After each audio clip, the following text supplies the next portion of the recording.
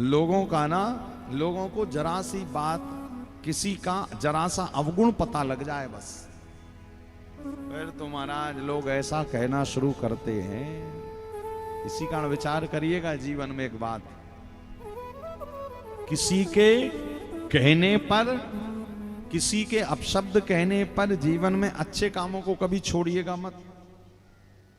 और आजकल तो कलयुग की पता है, कलयुग की विशेष बात है क्या, आप अच्छा करोगे तो कोई नहीं कहेगा, आप बुरा करोगे तो कोई नहीं कहेगा, अच्छा करोगे तो लोग कहेंगे भैया देखो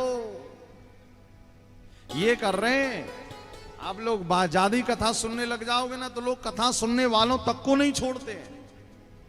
लोग कहते भैया आजकल कहावत है, बड़ी कथा सुनी जा रही है, बाबा जी बन जाओगे क्या, ऐसे हो जाओगे क्या, वैसे हो जाओगे क्या। और ये अभी से नहीं चला आ रहा है, प्रहलाद के जमाने से।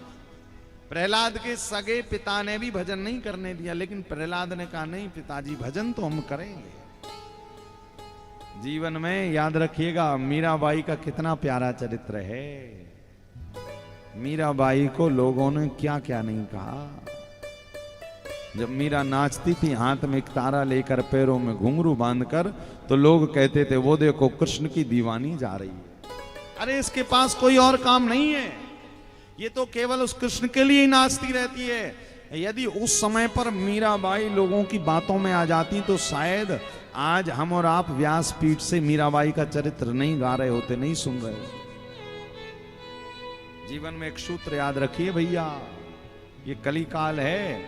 आप बुरा करोगे कोई कहने वाला नहीं, आप अच्छा करोगे, आप वृंदावन जाओगे, आप कथा सुनोगे, आप बद्रीनाथ आओगे, लोग कहेंगे अच्छा क्या यहां पर कथा कम पड़ रही थी जो बद्रीनाथ जाओगे। ये स्वभाव है। और जो देखो प्रेमी जन रहते ना, वो लोगों की बातों में ज्यादा लगते नहीं है। हमने भी जब कथाएं प्रारंभ की थी, अब देखो जब अब भाई अभी तो अब यंग ही हैं, अभी ज्यादा ऐसे तो है नहीं, तो अब जब कथाएं शुरू की होंगी तो विचार करो और हम छोटे ही रहे होंगे, बचपने में ही कथा प्रारंभ कर दी थी। तो लगभग 2009-10 के आसपास हमने पहली कथा की थी, और 10 वर्ष कथा कहते हो गया, 10-11 वर्ष 12 वर्ष। तो जब हमने कथाएं प्रारंभ की थी तो सबसे पहले ना, जब आप कुछ भी अच्छा करने का संकल्प लो तो पहले लोग घर के ही बोलना शुरू करते हैं। तो घर वाले भी बोले अरे अच्छा अब कथा भी करोगे, वृंदावन जाओ, क्योंकि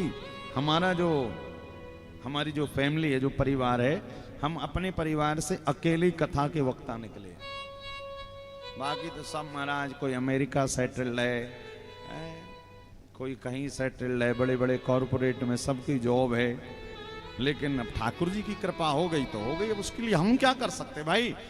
हमने कहा ना, जब ठाकुर जी हमारा वर्ण कर लें तब हम आप कुछ नहीं कर सकते। कल हमने आपको कथा बताई थी, ताज बेगम तो अपने खुदा का दर्शन करने जा रही थी, किंतु रास्ते में ही ठाकुर जी ने उसको बुला लिया। तो कहीं ना कहीं हमारे संग में ठाकुर जी ने रास कर दिया। हमारी ऐसी कोई प्लानिंग नहीं थी कि हम वक्ता बनेंगे। हम तो बस हाँ ऐसा था कि हमारे जो ननिहाल ना, जो हमारे नाना पक्ष, मामा जी पक्ष, वो थोड़ा धर्म कर्म में पूजन पाठ में थे। तो जब बच्चों की छुट्टियां होती ना 2 महीने की, तो अब सभी लोग जाते हैं नाना नानी क्या, तो हमारा भी विशेष प्रेम था। आज भी हमारे नाना नानी भगवान जी की कृपा से हैं और बड़ा स्नेह उनका हमसे। तो जब हम जाते थे तो हमें वहां पर सारी चीजें देखने को मिलती थी बड़े बचपन से ही। तो धीरे धीरे धीरे समझ लें कि वो ठाकुर जी ने हमारे मन में वो बीज बो दिया था। क्यों? ठाकुर जी मानो कह रहे थे भैया बड़े होकर तुम्हें कुछ और ही करना है। उस समय हमें नहीं पता था, जैसे सारे बच्चे बैठकर शाम को आरती करते थे, वैसा संस्कार था। मंदिर है तो वहां पर आरती होती थी, बढ़िया बढ़िया स्तोत्र पाठ होते थे। हमारे नाना श्री पूज्य नाना जी स्वयं कथा प्रवक्ता हैं, तो हम उनके साथ कथाओं में कभी कभी जब कथा स्कूल से छुट्टी होती तो हम कथा में चले जाते, सुनते। और जब समय होता तो हमारे नाना जी कहते भैया 2-4-5 मिनट आप भी बोलिए, तो हमें माइक पकड़ा देते। हम माइक पकड़ाते, अब हम इतने से कक्षा 5 या 6 में, लेकिन हमें स्तोत्र याद थे तो हम वो ही सुनाने लगते। सब लोग कहते हैं हाँ बहुत अच्छा बोले, बहुत अच्छा बोले। लेकिन उस समय पे भी हमारी ऐसी कोई प्लानिंग नहीं थी भाई। हर बच्चा तो यही सोचता ना बड़े होकर आईपीएस, आईएएस, कलेक्टर बनेंगे, साइंटिस्ट बनेंगे, तो वही सपना हमने भी देखा था।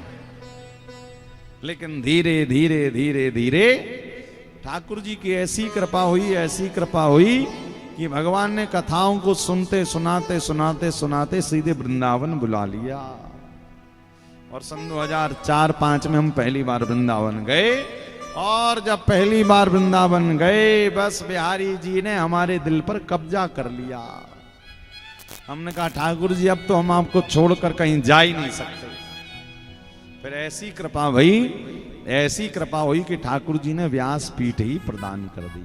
और अब तो यही क्या कहते ना, यही भगवान ने अब रोजगार कह लो, चाहे रोटी कह लो, चाहे भजन कह लो, जो भी है अब सब यही है। ऐसी ठाकुर जी की कृपा। तो जैसे मीराबाई ने कभी नहीं सोचा था, रसखान तुकाराम ने नहीं सोचा था कि हम कभी वहां जाएंगे, वो हमें मिलेंगे, तो मीराबाई के जीवन में भी वही हुआ। और जब हुआ तो मीराबाई फिर रुकी नहीं। पैरों में घुंघरू बांधकर, हाथ में एक तारा लेकर निकल पड़ी।